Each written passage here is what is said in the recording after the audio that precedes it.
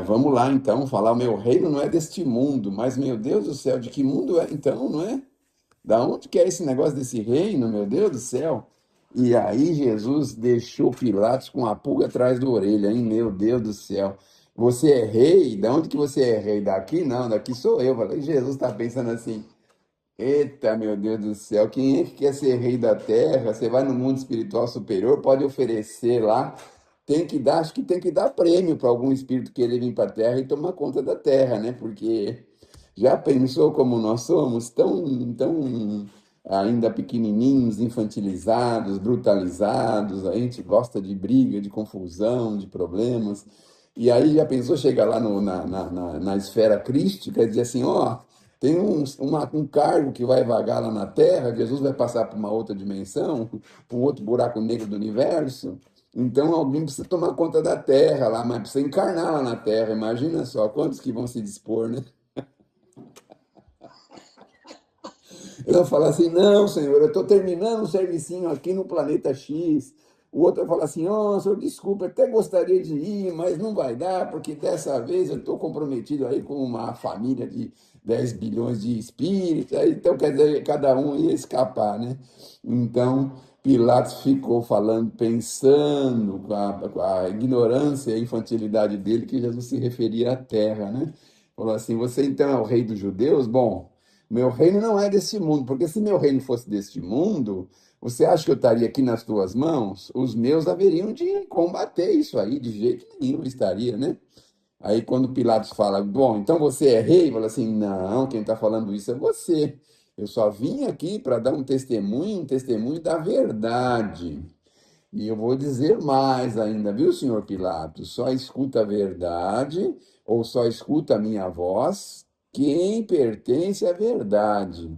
Quem não pertence à verdade, quem ainda está iludido, engalonado nas coisas mais baixas da terra, não vão escutar. E a gente vê isso até hoje, não é mesmo?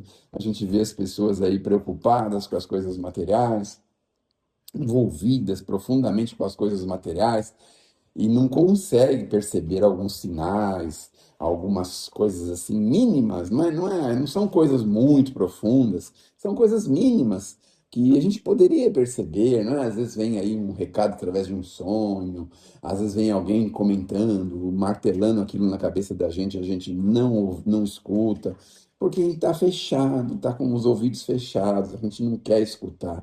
E aí a gente ainda não faz parte desse reino da verdade que Jesus apregoa para a gente, não é?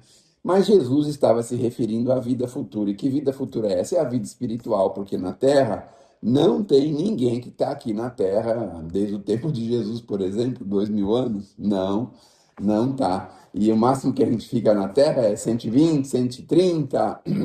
Parece que tem alguns aí chegando em 140. Parece que eu já vi alguma coisa aí.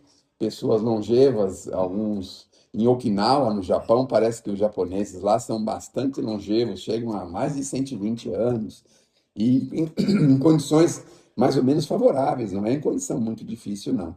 Mas mais do que isso, vamos colocar 150 anos, não é? Que é o limite máximo, vamos colocar assim, né? É o limite dessa estrada, a nossa estrada só pode chegar a 150. Aí a gente tem que ir para o mundo espiritual. Então Jesus está falando deste mundo, desta vida. Uma coisa que para nós espíritas é tão óbvia, né? Vida espiritual. Ó, que beleza que é a vida espiritual. Então ele mostra para a gente que todas as promessas do Cristo, na verdade, não estão na terra, estão na vida maior, na vida espiritual, na vida verdadeira, na vida imortal. É isso que Jesus está se referindo. Aí demorou quase 2000 anos para a gente entender isso, não é? Então, quando Cristo fala para a gente que a gente terá o reino dos céus, ou para a gente ter uma longa vida sobre a terra, vamos herdar a terra, herdar isso, herdar aquilo, mas no fundo, ele está falando das coisas maiores da vida, das coisas espirituais, não é? Os nossos irmãos hebreus judeus, eles não tinham uma uma precisão desse entendimento. Eles não entendiam muito bem essa vida espiritual, né? Eles acreditavam que existiam anjos e consideravam esses seres privilegiados. Agora imagine que Deus cria seres privilegiados. Eu acho que talvez seja aquele mesmo pensamento que é assim, se existe na natureza os animais que são inferiores aos homens, não têm um pensamento contínuo, certamente existe na natureza também os anjos que estão acima dos homens. Mas acontece que nós esquecemos de ligar uma pequena coisa. Essa ligação esse elo a evolução, não é? Que a gente nasce piquititico, um átomo, né? Vamos dizer assim, ou menos que um átomo, não sei dizer o quê, e depois vai evoluindo, crescendo, crescendo, crescendo, passa por todos os reinos, passa pelo reino nominal, e depois vai para o reino angelical. Isso é uma coisa que agora, para nós, ficou tão simples, tão fácil, não é? Mas era difícil de entender isso no passado. Aliás, a gente entendia um pouco as coisas meio com a nossa conveniência, de acordo com a nossa conveniência, não é?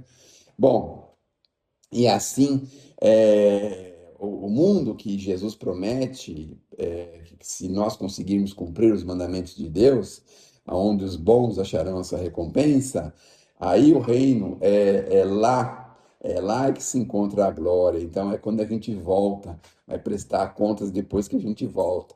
Então a gente pega uma malinha, né? Pega uma pastinha, não é, Paulo? Pega a pastinha e vai para o fórum para prestar conta, né? Escuta, você gastou 3/4 da sua vida fazendo isso. Escuta, você gastou um terço da sua vida fazendo isso, aquilo. Meu Deus, aí tem a pastinha lá que nós vamos prestar conta. Ó, de X a X fiquei na infância, aproveitei um pouco a infância, as minhas férias. Aí depois comecei o estudo acadêmico, aí terminei com 25 anos, aí depois fui exercer um pouco de profissão. E aí depois veio a união, o casamento, cuidei de alguns filhos, aí vai prestar conta, né, das coisas que nós fizemos. Ainda bem que eu acho que a prestação de contas não pega assim os detalhes muito pequenininhos, porque a gente não vai fazer questão de anotar os detalhes pequenininhos, quantas pessoas a gente maltratou, quantas pessoas a gente fez maledicência, quantas pessoas a gente destratou. Tudo isso vai ficar assim num geralzão, numa pasta, né? Tá no geralzão lá. Aí, quando o nosso criador puxa a nossa pasta lá, vai ver que a nossa pasta é muito maior do que aquela que nós estamos levando, né? Porque tem muitos detalhes lá que nós não estamos anotando, nós não anotamos, não está anotado lá, né? Então, às vezes, até em pensamento, né? Quando acontecer alguma coisa aí, sei lá, seja no país ou no time de futebol, em algum lugar, aí a gente está com aquele pensamento forte e tal, desejando para os outros que cada um escorregue numa casca de banana, essas coisas. Isso não vai estar no nosso relatório, mas vai estar lá no computador divino. Então, nós vamos prestar conta nessa vida, que é a vida verdadeira, essa que é a vida futura e essa que é a vida que nós precisamos entender, não é? Bom, com o Espiritismo, nós estamos completando esse ponto, porque o Espiritismo ensina a gente a entender essa vida futura. Olha que maravilha que é isso, a gente entendendo as coisas maiores da vida. Olha só. E até então, a gente tinha noções, alguns privilegiados, algumas cabeças assim mais pensantes, mais espiritualizadas, mais avançadas, mais evoluídas, conseguiam enxergar isso. Só que a maioria de nós que somos povinho, a gente não enxergava.